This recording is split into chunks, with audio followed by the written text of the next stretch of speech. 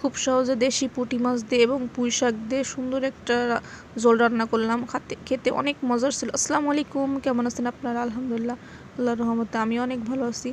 আমার নিজের লাগানো পুঁই শাক গাছ থেকে পুঁই শাক ছিঁড়তেছিলাম, ফরমালিন মুক্ত, কোনো সার দেওয়া না। তো বাছতে বসে গেছিলাম, সুন্দর করে বেছে নিয়েছিলাম। এই যে পুঁই শাকটা না, দেখেন কেমন একটা যেন, মানে মনে হচ্ছে পুঁই শাক গাছ থেকে হয়েছে, কিন্তু কেমন একটা যেন। তো ভিডিও করে দেখাচ্ছিলাম, সব প্রকার মশলা আদা বাটা নিয়ে করে নিয়েছিলাম, মানে হালকা বেটে নিয়েছিলাম, একদম ভালো করে বেটে নিয়েছিলাম না। লবণ হলুদ দিয়ে সুন্দর করে কষিয়ে নিচ্ছিলাম, অনেক সুন্দর করে কষিয়ে নিচ্ছিলাম।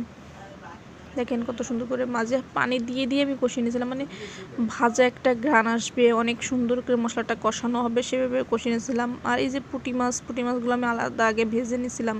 হাজব্যান্ড বলতেছিল পুঁটি মাছ ভেজে তুমি ঝোলটা রান্না করো। আমি না পুঁটি মাছ দিয়ে কখনো ঝোল রান্না করি নাই, তো পুঁটি মাছ ভেজে ঝোলটা রান্না শুরু করে দিলাম। তারপর আলু এবং পুঁই শাকের ডাঁটা, নিজের গাছের তো ডাঁটার পরিমাণ কম, শাক ছিঁড়াই রান্না করছি।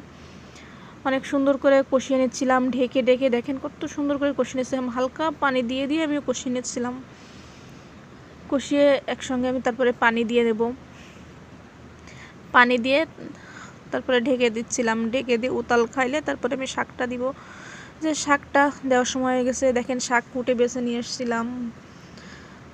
আর এই ছোটো মাছ তো শুধু আমি আর আমার হাজব্যান্ড খাবো, আমার শ্বশুর তো খেতেই পারবে না, কারণ ছোটো মাছ কাটা জিনিস খেতে পারে না, গালে দাঁত নেই। আরও 2 প্রকার রান্না করছিলাম, কিন্তু এই যেটা শুধু আমার আর এবং আমার হাজব্যান্ডের জন্য। আমি শ্বশুরের জন্য মাছ বোনা করছিলাম, শাপলা ভাজি করছিলাম। শাপলা ভাজি শুধুমাত্র আমার শ্বশুরের জন্যই করছিলাম, অল্প করে শাপলা ভাজি করছিলাম। তো এই যে রান্নার ফাইনাল লুক। আল্লাহ হাফেজ।